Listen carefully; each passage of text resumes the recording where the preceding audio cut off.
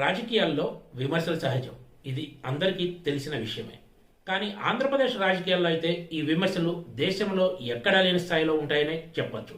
రాష్ట్ర విభజన జరిగిన దగ్గర నుంచి కూడా ఆంధ్రప్రదేశ్ రాజకీయాల భాష పూర్తిగా మారిపోయింది. నిత్యం తెలుగుదేశం అధినేత చంద్రబాబు నాయుడు, జనసేన అధినేత పవన్ కళ్యాణ్ పై ఘాటు విమర్శలు చేసే వైసీపీ అధినేత సీఎం జగన్మోహన్ రెడ్డికి ఈసారి ఓ చిక్కొచ్చి పడింది. తాజాగా వైఎస్ షర్మిల ఆంధ్రప్రదేశ్ కాంగ్రెస్ బాధ్యతలు తీసుకున్న విషయం తెలిసిందే. ఆ వెంటనే ఆమె వైసీపీ అధినేత ఆంధ్రప్రదేశ్ ముఖ్యమంత్రి జగన్మోహన్ రెడ్డిపై ఘాటు విమర్శలే చేశారు. ఆంధ్రప్రదేశ్ని ఇప్పుడు దోచుకోవటం, దాచుకోవటమే సాగుతుందంటూ అన్న పాలనపై డైరెక్ట్ అటాక్ దిగారు. అదే సమయంలో జగన్ను ఆమె జగన్ రెడ్డి అంటూ చేసిన వ్యాఖ్యలు పెద్ద సంచలనంగా మారాయని చెప్పాలి. వైసీపీ అధినేత సీఎం జగన్మోహన్ రెడ్డి మంగళవారం నాడు ఉరవకొండలో వైఎస్ఆర్ ఆసరా కార్యక్రమంలో పాల్గొన్నారు. ఈ సభలో వైఎస్ షర్మిలపై జగన్ ఎలాంటి విమర్శలు చేస్తారో అన్న ఆసక్తి అందరిలో ఏర్పడింది. అయితే జగన్ మాత్రం షర్మిల పేరు ఎత్తకుండానే ఆమెపై విమర్శలు చేశారు. రాష్ట్రాన్ని విడగొట్టిన పార్టీలో చేరిన చంద్రబాబు అభిమాన సంఘం అంతా కూడా చంద్రబాబును జాకీ పెట్టి లేపడానికి ప్రయత్నిస్తున్నారంటూ ఆరోపించారు.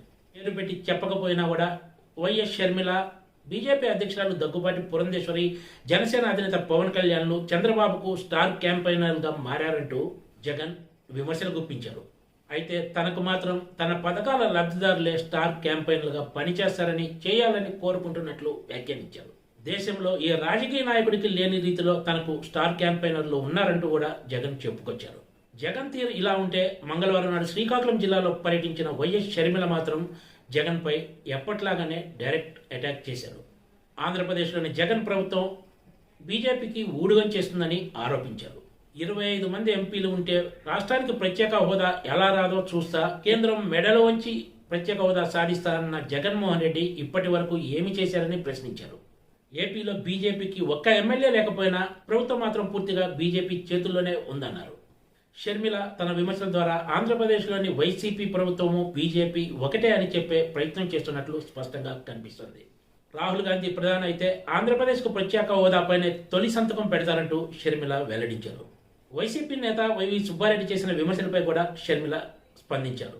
ఆంధ్రప్రదేశ్లో ఎక్కడ ఏమి అభివృద్ధి జరిగిందో వైవి సుబ్బారెడ్డి చూపిస్తే తాము చూడటానికి రెడీగా ఉన్నామని, తనతో పాటు మీడియా మేధావులంతా వస్తారంటూ వ్యాఖ్యానించారు. ఈ విషయంలో సమయము, తేదీ ఆయన చెప్తారా లేక తనను చెప్పమంటారా అంటూ షర్మిల ప్రశ్నించారు.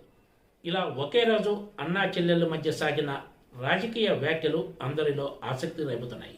ఈ ట్రెండ్ చూస్తుంటే రాబోయే రోజుల్లో ఆంధ్రప్రదేశ్ రాజకీయ వాతావరణం మరింత రంజుగా మారే సూచనలు స్పష్టంగా కనిపిస్తున్నాయి. Please subscribe TGT.